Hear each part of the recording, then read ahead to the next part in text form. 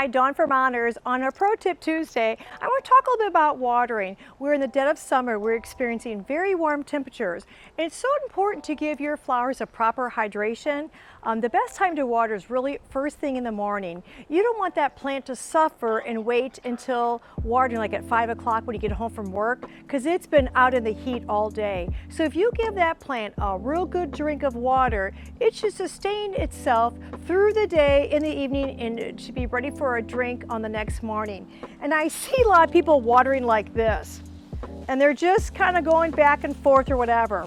Okay, that is the wrong way to water. All you're doing is getting water on the foliage. Yes, the foliage will absorb the water, but it's not getting down into your soil level and watering. So I really prefer if you would water with like a wand. So I'm gonna grab my wand.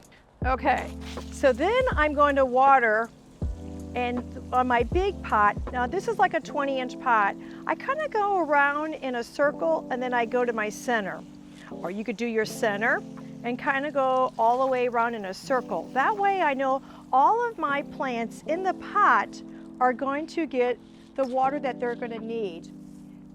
So my soil is dark in color, so I know that it has moisture.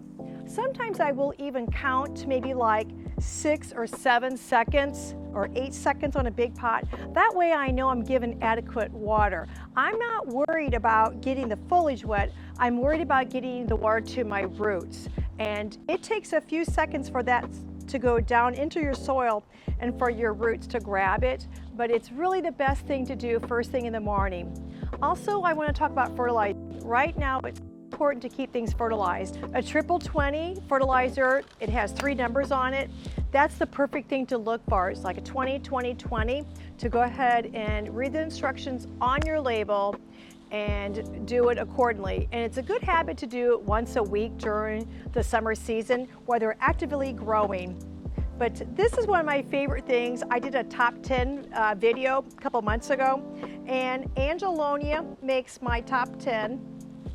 This is passion fruit lantana. Look at the couple different colors in it.